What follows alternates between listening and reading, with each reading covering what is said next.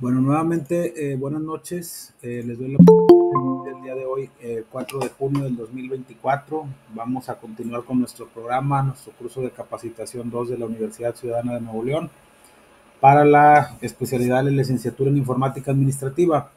El día de hoy, de acuerdo a nuestro programa, vamos a continuar con el capítulo número 16 que habla de los libros de contabilidad. Antes de iniciar con la explicación de este tema, me gustaría hacer los siguientes comentarios. Por ahí, si ya tuvieron la oportunidad de entrar a la plataforma, se darán cuenta que dentro de las secciones o del bloque de esta semana hay un área que se llama material de apoyo. Ese material de apoyo, como ya lo comenté en la clase pasada, ustedes lo pueden bajar y es el material que vamos a ver el día de hoy en la exposición. Adicionalmente, por ahí también ponemos un video de apoyo para esta clase, que obviamente es un video que tomamos ahí de YouTube. Creo que ahorita está por ahí, no se puede visualizar, lo vamos a cambiar y yo creo que entre hoy y mañana ya por ahí lo pueden visualizar de manera correcta. Para la semana pasada les agradezco la participación de los alumnos. Había dos actividades como tal. Una era el cuestionario SCORP, donde vimos el capítulo número 15 que hablaba de las mercancías en tránsito, y también un foro de participación respecto a la importancia y el por qué se deben de clasificar las mercancías en tránsito dentro o por qué se deben de registrar de esa manera y no como mercancías en general dentro del balance general. Para el caso específico del cuestionario, pues obviamente se evalúa de inmediato desde el momento en que nosotros hacemos el cuestionario y se obtiene su calificación, y para el caso del foro pues ya fue evaluado el día de hoy, por lo que ya no hay ninguna tarea pendiente. Para esta semana tenemos por ahí un cuestionario en formato Moodle. Es un cuestionario de algunas preguntas de lo que vamos a ver el día de hoy. Ese cuestionario hay que contestarlo, hay que subirlo, incorporarlo a más tardar el próximo 9 de junio, que es el domingo. Y también comentarles que es bien importante que cuando vayan a subir sus archivos de su tarea, por favor ahí traten de no poner ningún carácter especial. Si tiene una letra ñ, ponerle n, no utilizar acentos, no utilizar comas, no utilizar diagonales, porque eso nos genera un conflicto al momento de que queremos bajar nuestro archivo y pues no lo podemos evaluar. ¿Ok? Ahora sí, si no tienen ningún comentario, vamos a iniciar con la presentación del día de hoy. Como les comentaba, vamos a hablar hoy del tema de lo que vienen siendo los libros de contabilidad. Obviamente vamos a hacer un poquito de recapitulación porque va muy relacionado con lo que vimos en el curso de contabilidad 1. En mi caso, a algunos de ustedes me tocó darles la clase el curso de contabilidad 1, algunos otros no, pero va muy ligado con este tema que vamos a hablar de hoy. A final de cuentas, todo es contabilidad. Si recuerdan, cuando tuvimos el curso de contabilidad 1, hablábamos ahí de varios estados financieros básicos que forman que nos sirven de base para tomar decisiones, como es el estado de resultados y como es el balance general. Esos estados financieros básicos, donde nos muestra cómo se determinó la utilidad o la pérdida de un ejercicio a un periodo determinado, hablando específico del estado de resultados, y cómo está la situación financiera de una empresa también a un periodo determinado, hablando del balance general. Todos los saldos o todas las cuentas que nosotros veíamos ahí, o el valor de esos títulos de activo, pasivo, circulantes, ingresos, costos, gastos, no es el resultado más que, o más bien son los saldos después de haber llevado el registro de todas las operaciones contables en dicho periodo. Hay que recordar que la forma en la que se registran las operaciones contables o financieras de una empresa es a través de lo que se denomina asientos de diario, entendiendo que los asientos de diario pueden ser simples o compuestos, como lo vimos en el curso de contabilidad 1, pero siempre respetando el principio de la regla de la partida doble. Es decir, que la suma del movimiento deudor y del movimiento acreedor sea igual. Es decir, si vamos a hacer una disminución de un activo o un aumento de un activo, debe ser por la misma cantidad. Ya las reglas ya las vimos en el curso pasado. Había un capítulo en específico que es muy importante y mencionamos también dentro de lo que viene siendo la parte de los estados financieros. Mencionábamos que hay un reporte que se llama balanza de comprobación, que aunque no es denominado o no es considerado un estado financiero, a final de cuentas es de donde se extraen los estados financieros. ¿Por qué? Porque en esa balanza de comprobación tenemos todo lo que viene siendo nuestros movimientos, saldos iniciales, cargos, abonos y saldos finales de cada una de las cuentas que manejamos en la contabilidad comercial o en el negocio en el que estemos trabajando. Si recuerdan, en el capítulo 10 hablábamos de algo que se llamaba esquema de mayor. Ese esquema de mayor no es más que una cuenta T donde se hacen los cargos y los créditos en determinada cuenta, y mencionábamos ahí cuál era el saldo, que inclusive también decíamos que la naturaleza de las cuentas era muy marcada. Cuentas de activos son de naturaleza deudora, a excepción de las cuentas de depreciación y amortización. Cuentas de pasivos son de naturaleza acreedora, es decir, que el saldo en la cuenta mayor debería quedar del lado acreedor, a excepción de las amortizaciones de los pasivos diferidos. Cuentas de capital son acreedores, a excepción de las pérdidas que provienen del balance general, y todas las naturalezas que vimos en su momento también con el tema del estado de resultados: ventas acreedoras, costos deudores, gastos deudores, utilidad acreedora, pérdida deudora. Vamos a manejarlo de una manera muy macro, pero ahora vamos a mencionar cómo hace relación esas cuentas o esos saldos en los libros de contabilidad. Vamos a mencionarlo de una manera teórica, pero vamos a tratar de poner algunos ejemplos de cuáles son los principales libros de contabilidad que se emplean en la contabilidad comercial y que están obligados a llevar las personas físicas y morales de acuerdo al régimen en el que tributan el ICR, y vamos a mencionar algunos ejemplos, ¿ok? ¿Alguien me puede confirmar si se ve la presentación para iniciar con la presentación, por favor?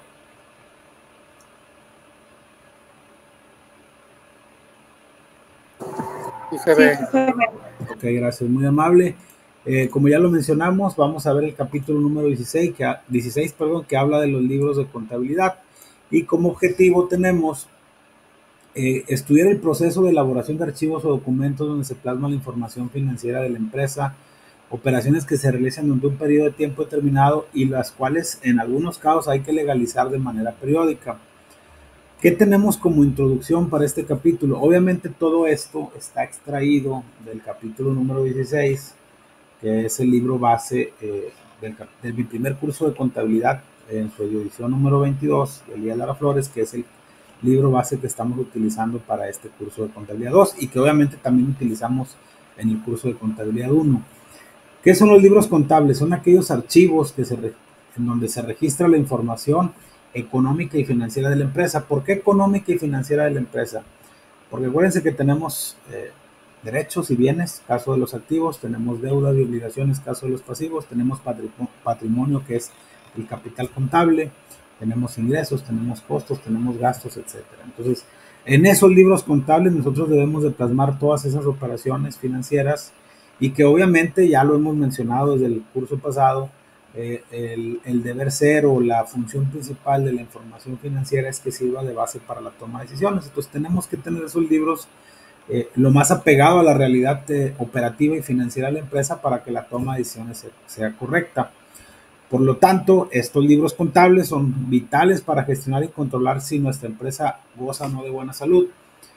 A final de cuentas, un libro contable es el esqueleto, es el posicionamiento financiero, es la utilidad o la pérdida, es determinar cómo está posicionado nuestro negocio, si tenemos que tomar estrategias para invertir capital por parte de los socios, si tenemos que tomar estrategias de venta más fuertes en un artículo que se está vendiendo menos, si necesitamos disminuir costos, ver el tema del mercadeo con nuestra competencia, inclusive ver factores económicos que nos impactan en los estados financieros y que por ende van a impactar en la rentabilidad de la empresa.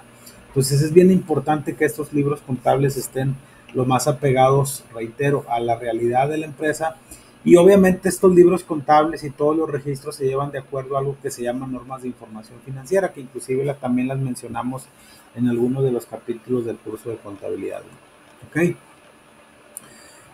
Desde el punto de vista legal, los libros contables que están obligados a llevar la empresa se deben implementar de conformidad con los ordenamientos y las disposiciones que para cada contribuyente establecen las leyes, códigos y reglamentos correspondientes. No nos vamos a meter en mucho tema, vamos a verlo desde dos enfoques. Vamos a verlo desde el punto de vista código de comercio, desde el punto de vista comercial, y vamos a verlo desde el punto de vista fiscal. ¿Por qué son los más importantes?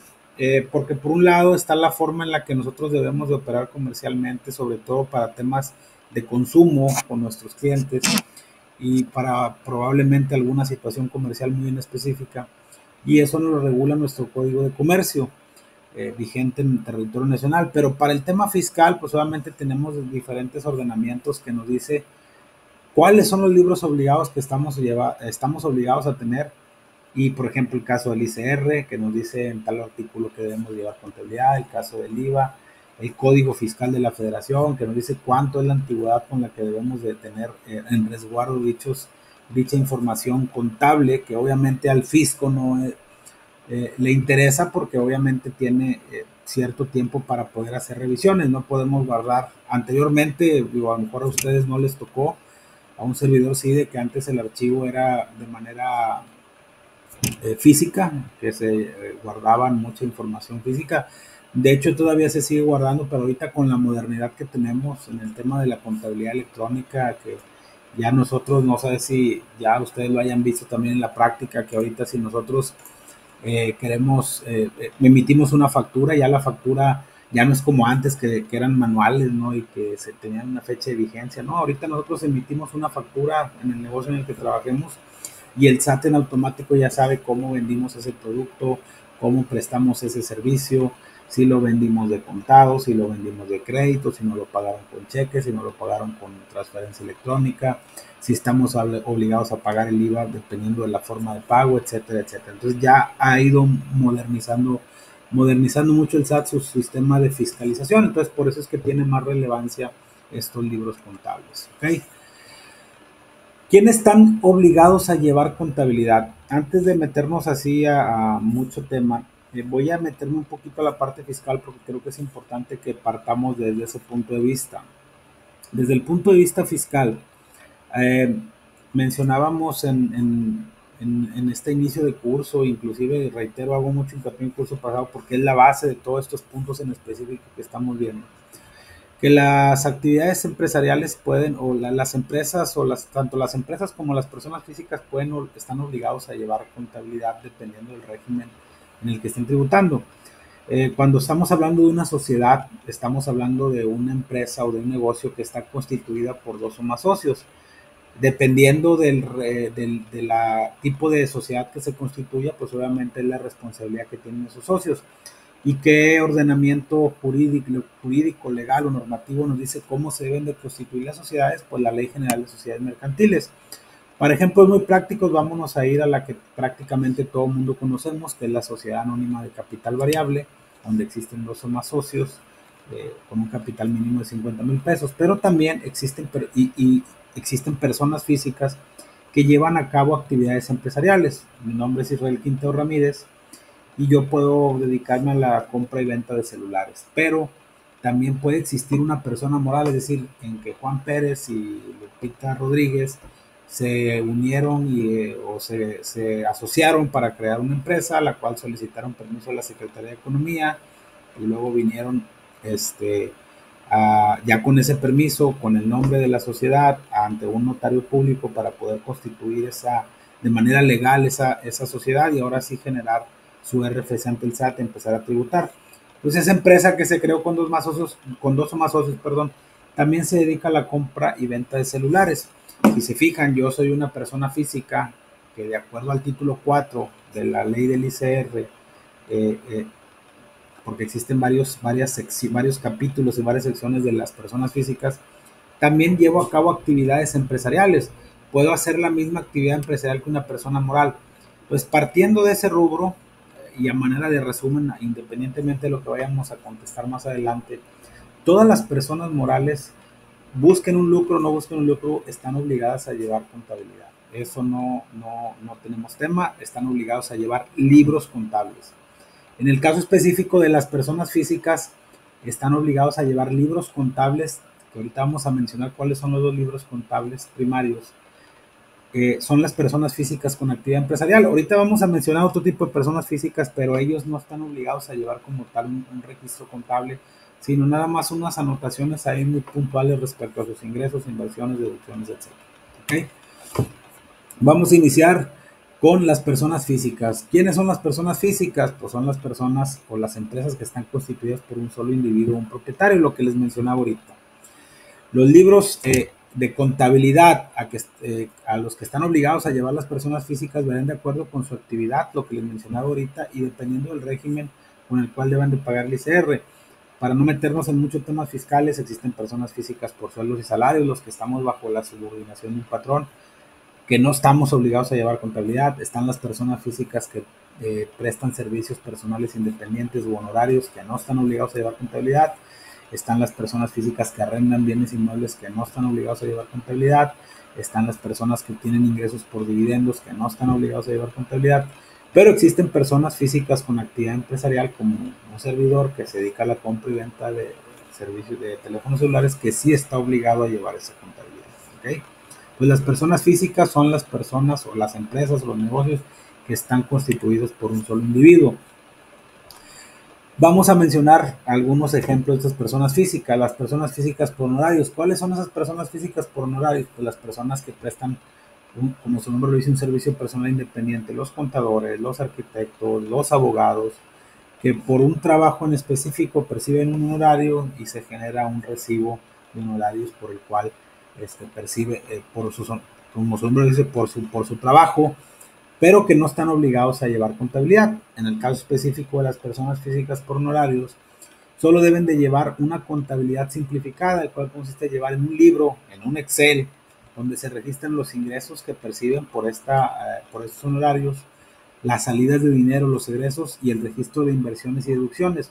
Cuando hablamos de inversiones, hablamos de compra de capital, de activos fijos, ¿ok? O inversiones financieras, así como las deducciones. ¿Qué se refiere con deducciones? Todos los gastos y costos que tienen que son inherentes a su actividad. Si yo soy una persona física por honorarios que me dedico a dar servicios de contabilidad y pues tengo que llevar un registro de todos los recibos que emito en el mes, tengo que llevar un registro de mis salidas de dinero en el mes y tengo que tener el registro de mis deducciones, de esas salidas de dinero que son deducciones para efectos de impuestos. Eso lo vamos a ver más adelante, ¿sale? El otro ejemplo son las personas físicas por arrendamiento. Si yo soy Israel Quintero y tengo algunas propiedades las cuales yo arrendo para obtener un ingreso, es decir, si yo le rento a una compañía, a una persona moral o a una persona física parte de esos bienes, pues obviamente también, mismo caso que las personas físicas por honorarios, debo llevar una contabilidad simplificada donde nada más deba llevar un libro o un Excel, un registro sencillo donde tenga mis ingresos, egresos, deducciones e inversiones, ¿sale? Pero y luego ya entramos en la parte de las personas físicas con actividad empresarial, que es la que les mencionaba ahorita. Dichas personas deberán de llevar como mínimo el libro de diario y el libro mayor. Y si utilizan el registro electrónico, llevarán como mínimo el libro mayor. Y aquí es donde vamos a empezar a cuáles son los dos libros contables principales, el libro de diario y el libro mayor. ¿Ok? ¿Cuál es el libro de diario? También lo vamos a ver un poquito más adelante. El libro de diario es aquel registro contable donde nosotros vamos organizando de manera cronológica las operaciones que se van efectuando en una empresa. Si el día de en la mañana yo pagué un recibo de luz, tengo que hacer un asiento contable donde registre el cargo al gasto con la cargo al IVA y abono al banco si pagué en efectivo ese recibo de luz. Si 2 horas más tarde un cliente me deposita un cheque me hace una transferencia a mi cuenta de bancos por el pago de una factura que tenía pendiente, tengo que registrar cargo a bancos con abono a clientes para disminuir lo que el cliente me debía. Ese es el libro de diario. El libro mayor, tenemos que, si hiciéramos la contabilidad de manera manual, es decir, que no lleváramos a cabo el registro electrónico, tuviéramos que hacer los traspasos. De hecho, lo vamos a ver en el capítulo número 20, este ejercicio. Si nosotros hacemos el traspaso del libro de diario al libro mayor, el libro mayor no es otra cosa más que los saldos de las cuentas, que es lo que vimos en el capítulo 10, que son las cuentas T o los esquemas de mayor, y los saldos que plasmamos en la balanza de comprobación. Aquí que nos dice que si la contabilidad fuera manual, deberíamos llevar el libro diario y el libro mayor.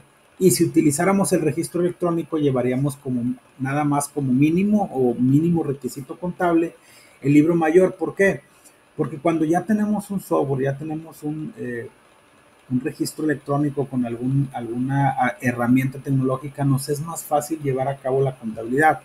Yo siempre he comentado que la contabilidad como tal en esencia sigue siendo la misma desde que tuvo su origen. Simplemente lo que ha evolucionado es la forma en la que se registra con la tecnología. Ya mencionábamos ahorita por la parte tributaria el tema de la contabilidad electrónica, pero cuando hablamos de registro electrónico hablamos que lo hacemos en una computadora, que lo llevamos a cabo en un software y que inclusive no es necesario llevar a cabo el registro, sino en uno, más bien dicho, los registros lo hacemos en algo que le llamamos pólizas.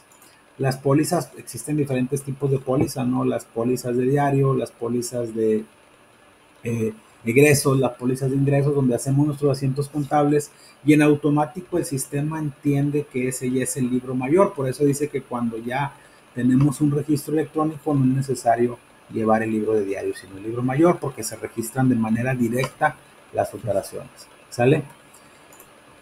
Después, ¿qué tenemos? Tenemos, aparte de las personas físicas, tenemos lo que ya mencionábamos ahorita, las personas morales. Aquí no hay pierde. Las personas morales forzosamente, a diferencia si se fijan que en las personas físicas, nada más las personas físicas con actividad empresarial están obligadas a llevar contabilidad.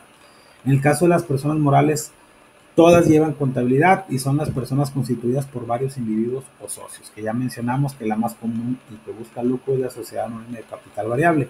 Son mínimo dos socios y mínimo un capital de 50,000 pesos. No significa que tenga que ser esa, pueden ser 10 socios y puede ser un capital de 1,000,000, dependiendo del nivel de operación que vayan a tener y el capital que necesitan invertir en primera instancia para poder empezar un negocio en marcha y que los primeros meses, mientras que se empiezan a generar flujos para la operación, que obviamente este análisis se hace previo a lo que viene siendo la construcción de la empresa por parte de los dueños, eh, tenemos como parte de la constitución de la empresa, ¿sale?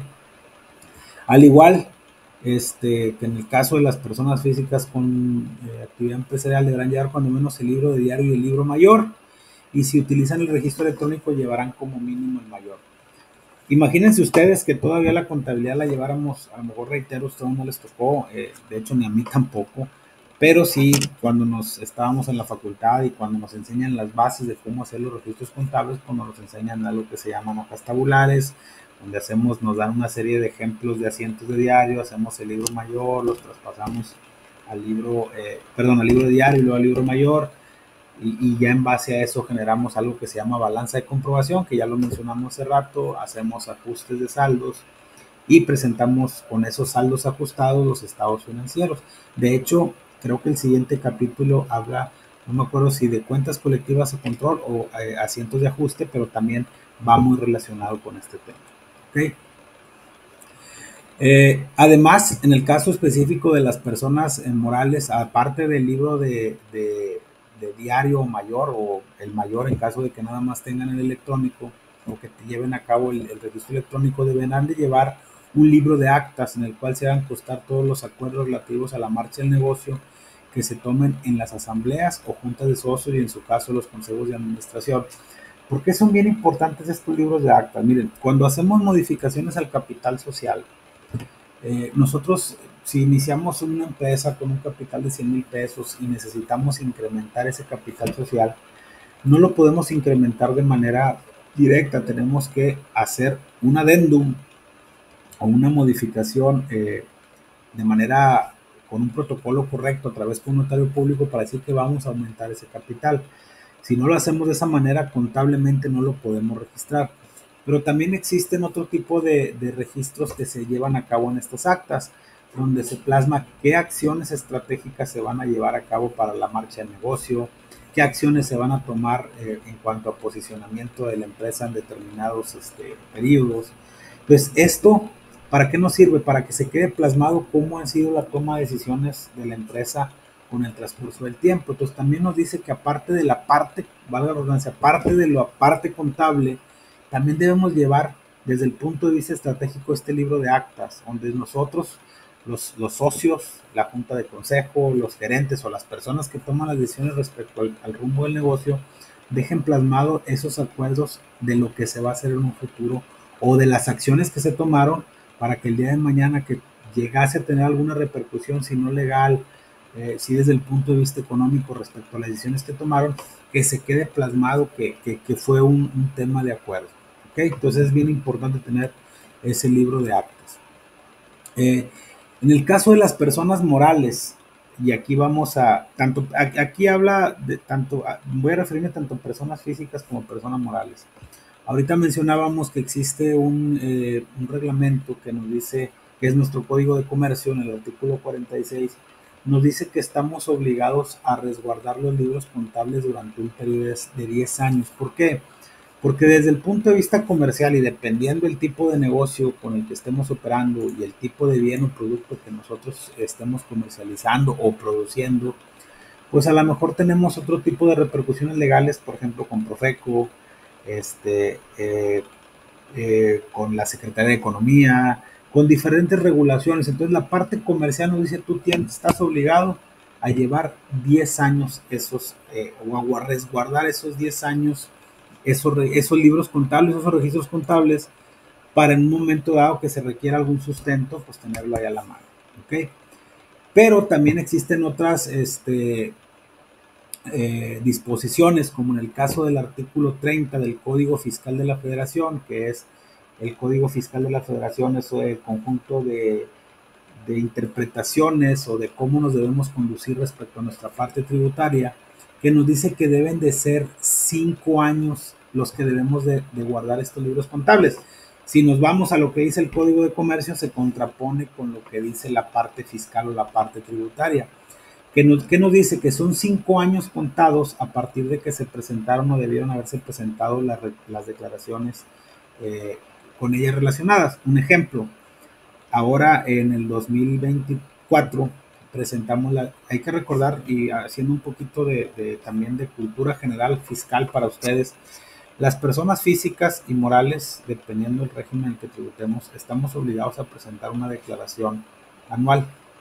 En el caso de las personas morales, por ejemplo, se presenta a más tardar el 31 de marzo del año siguiente del ejercicio que se trate. ¿Qué significa? Que el 31 de marzo del 2024 era la fecha límite para que las personas morales presentaran su declaración anual. De hecho, hemos visto muchos temas ahí en temas en los medios de comunicación, en las redes sociales, de que presentan su declaración.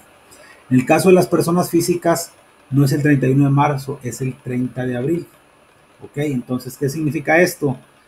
Que yo tengo que resguardar 5 años hacia atrás la contabilidad, 19, 20, 21, 22 y 23. ¿Qué significa? Que yo ahorita tengo que tener como libro mi contabilidad o mis libros contables, libro de diario, libro mayor, libro de actas y todos los registros contables hasta 5 años para atrás, hasta el 2019. ¿Por qué hasta el 2019? Porque es el tiempo que tiene la autoridad para poder hacerte una revisión, una auditoría. Que el año que entra, pues ya tengo que tener nada más del 20 y así se va corriendo un año.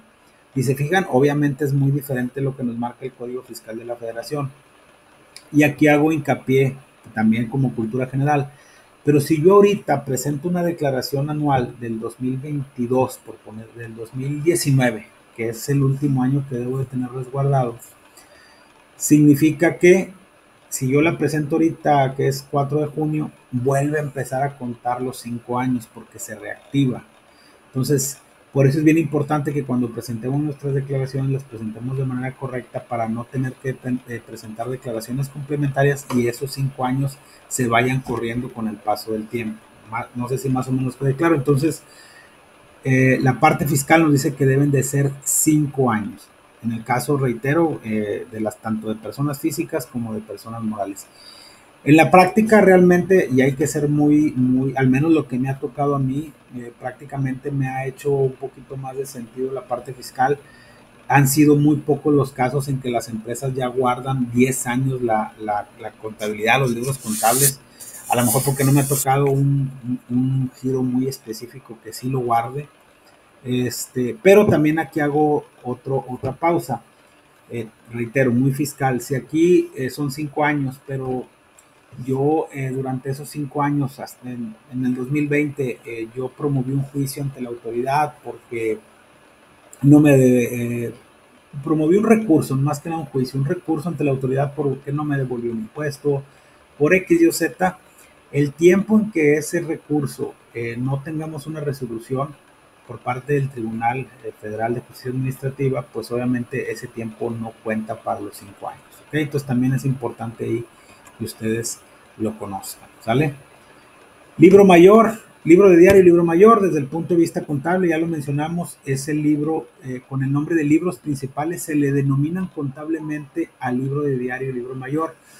Los libros principales de una contabilidad, libro de diario porque es donde registramos, y libro mayor es cuando ya tenemos los saldos de los registros contables que hacemos. En el caso de del registro manual, pues se hacen los asientos y luego se pasan al libro mayor.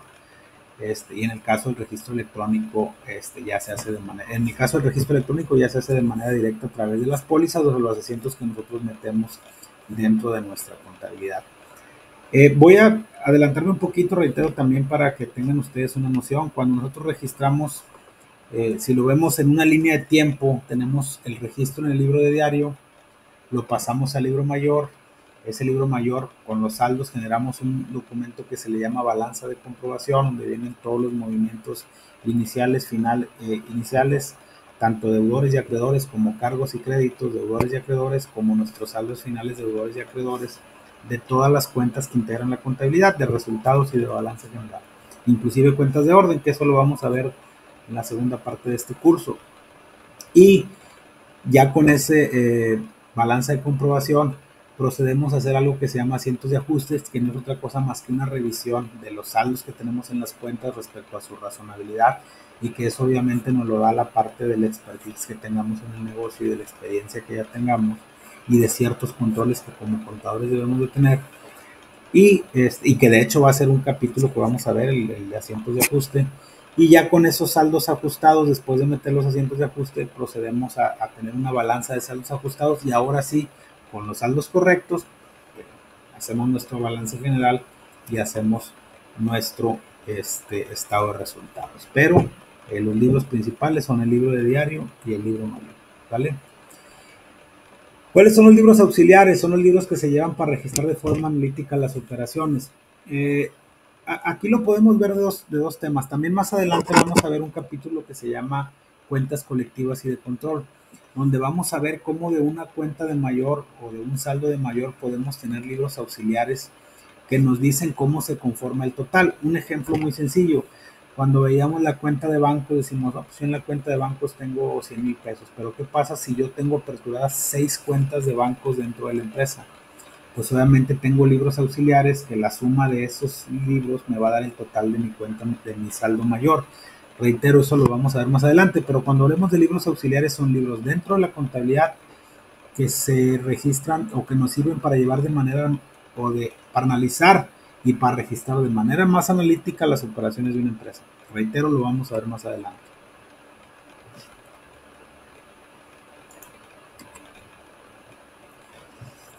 Relaciones analíticas de balance son las que tienen en forma analítica detallada los conceptos que integran cada una de las cuentas que forman los estados financieros. Dichas relaciones se conocen también como nombres de anexos o pormenores del balance.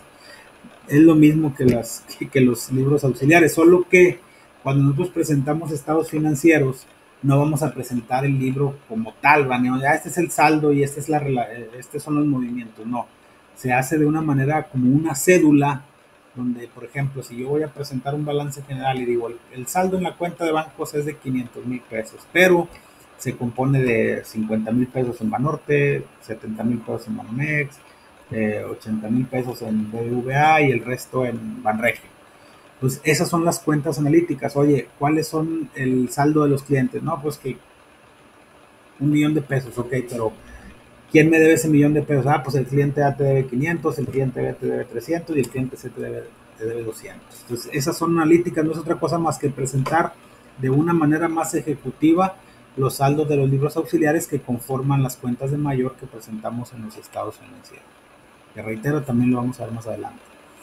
El libro de diarios, conocido como libro de primera anotación, volviendo al tema de los libros principales, es aquel en el cual se anotan en orden progresivo de fechas, de horarios o de tiempo cada una de las operaciones que se van efectuando en una empresa.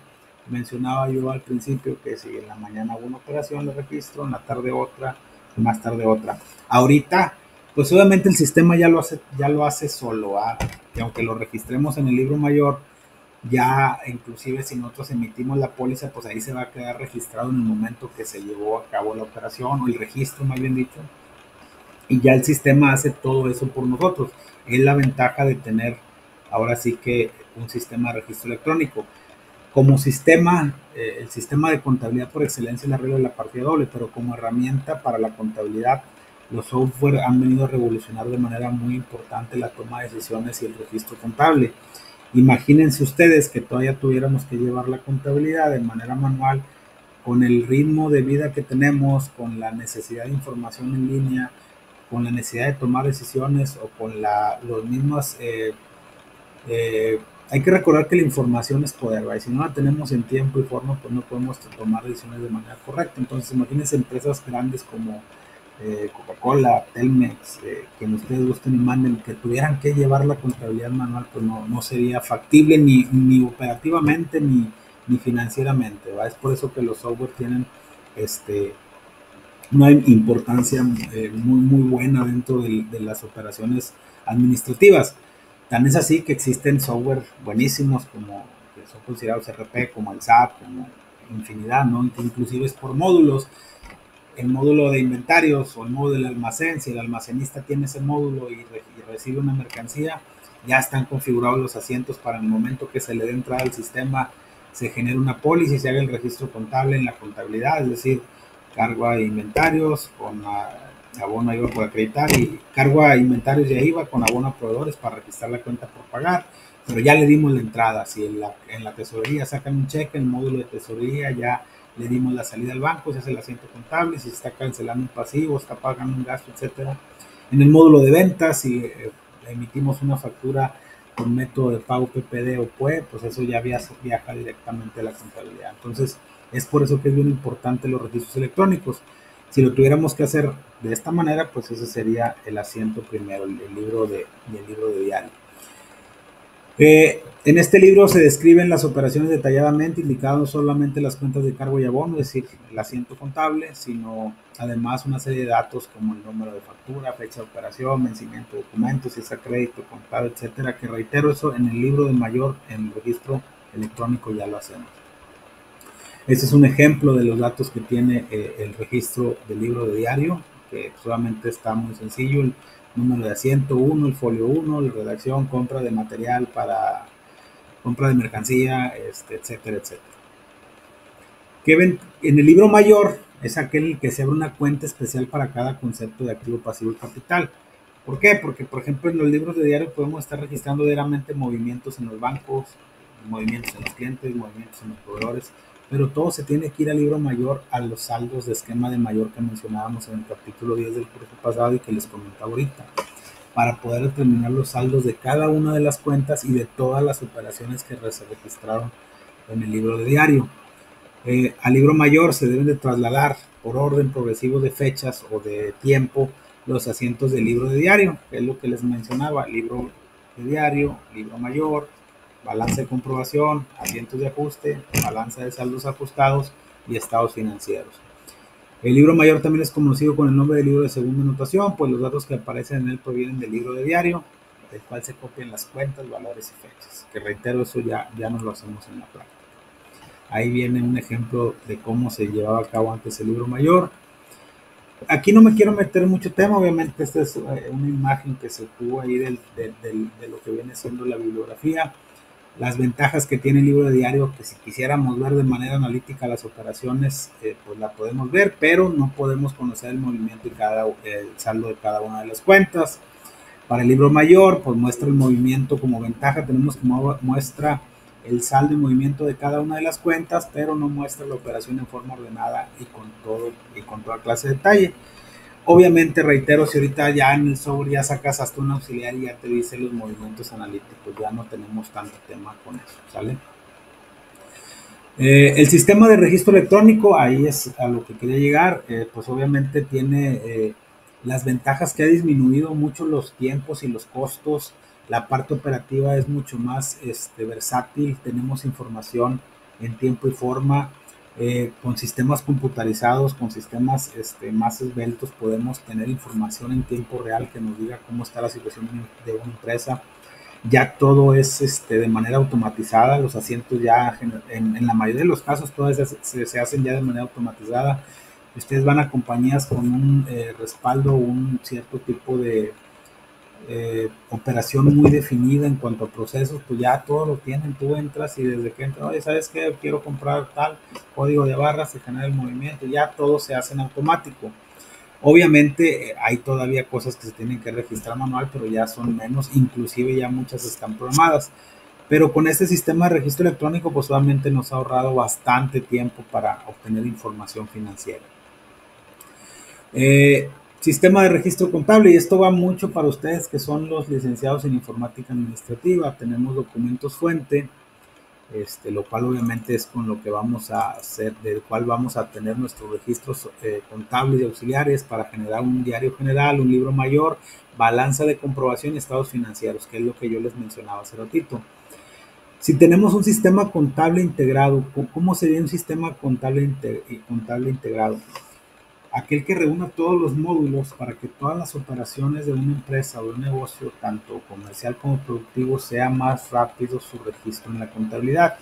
Aquí tenemos el módulo de ventas y facturación, tenemos el módulo de contabilidad, que es donde viene a caer toda la información y donde vamos a emitir la información financiera, el módulo de cuentas por cobrar, que es la famosa cartera de clientes, cuentas por pagar, que es la tesorería, caja y bancos, que también nos sirve para efectos de ingresos y salidas de dinero, el almacén, que eso es bien importante, el control de inventarios, los roles de pago, los activos fijos, que también hay módulos de activo fijo, dependiendo de empresas que tengan una gran cantidad de activo fijo, recordando que el activo fijo, cuando lo vimos en el curso pasado, son todos aquellos bienes que no se adquieren con la finalidad de venderlos, pero que tenemos que tener un control porque nos ayudan en nuestras operaciones, máquina de equipo, equipo de transporte.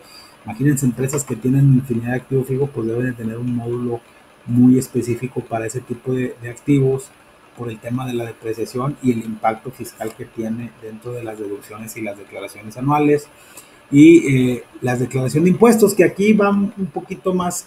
En la actualidad ya inclusive ya hay sistemas como el Compact, que es el más comercial que utilizamos los contadores, que ya inclusive nos dan ciertos reportes informativos que tenemos que estar presentando de manera periódica ante las autoridades, ante la autoridad. Cuando hablamos de autoridad hablamos del SAT o de la Secretaría de Hacienda y Crédito Público, ¿no? Que la forma en la que recaba nuestros impuestos a través del sistema de administración tributaria, ¿sale? Eso sería un sistema de contabilidad integral.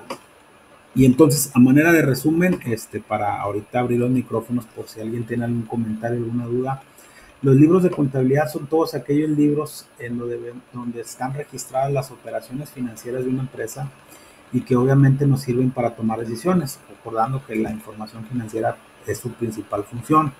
Los libros principales que tenemos dentro de la contabilidad es el libro de diario y el libro mayor.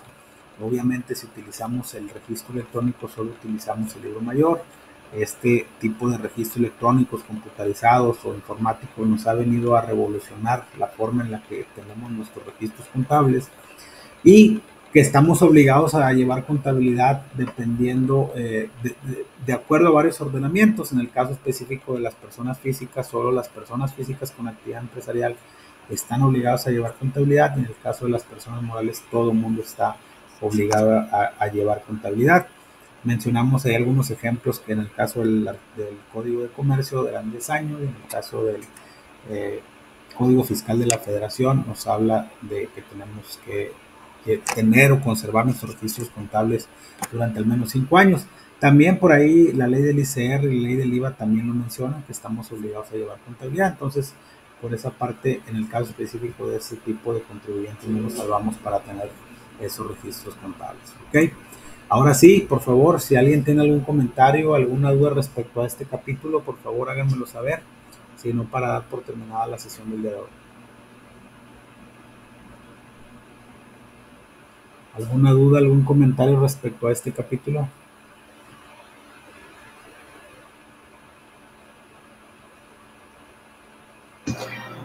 Profe.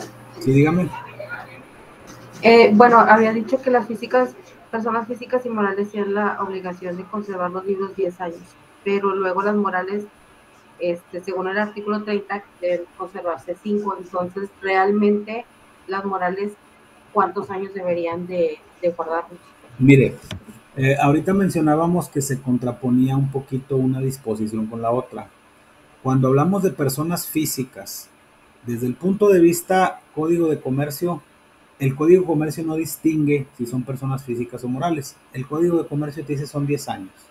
Pero si tenemos el mismo criterio que la autoridad fiscal, vamos a decir que personas físicas con actividad empresarial y personas morales, en el caso del código de comercio, son 10 años. Pero en la parte fiscal, tanto las personas físicas con actividad empresarial como las personas morales estamos obligados a tener nuestros registros contables al menos por los últimos 5 años. Conforme va avanzando el tiempo y de acuerdo a la explicación que les comentaba, pues vamos a ir corriendo un año. Ahorita tenemos que tener nuestros registros contables hasta el 2019. En el 2025 sería hasta el 2020 y así sucesivamente. Pero en el caso, a pregunta específica, personas morales y personas físicas, de acuerdo al Código Fiscal de la Federación, personas físicas con actividad empresarial son 5 años. ¿Ok? No sé si más o menos Muchas quedó claro. gracias.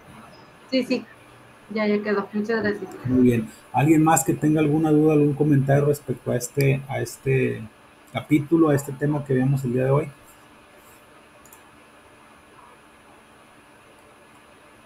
Por favor, abrimos el micrófono para no quedarnos con dudas. No.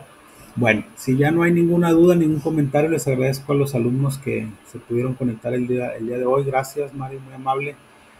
Los exhorto a los alumnos que van a ver esta sesión grabada que traten de participar en las sesiones síncronas que tenemos todos los martes a las 8 de la noche. Para la siguiente semana tenemos el capítulo número 18 que habla de las cuentas colectivas y de control, que va muy relacionado con lo que mencionábamos ahorita de los libros auxiliares. Eso ya lo vamos a detallar en el siguiente capítulo. Encargarles mucho la tarea, es un cuestionario, ahí viene ya el cuestionario propuesto, lo van a tomar del capítulo número 16 y que obviamente no podemos estar leyendo un libro y nos tenemos que explicar con alguna diapositiva para que ustedes se les haga más fácil el entendimiento del capítulo. Para que por favor nos apoyen ahí con su tarea, es hasta el próximo 9 de junio, que es el próximo domingo, la fecha en la que va a estar aperturada esta tarea, para que por favor ahí la pudieran contestar. Y la próxima semana sí probablemente vaya a haber un foro, pero vamos a tener una actividad de Scorp con la que tuvimos la semana pasada. Ok, les agradezco mucho su atención y si ya no tienen ningún comentario al respecto, nos vemos la próxima semana a próximo martes 11 de junio a las 8 de la noche para continuar con el capítulo número 18 que habla de las cuentas colectivas y de control. Muchas gracias, saludos.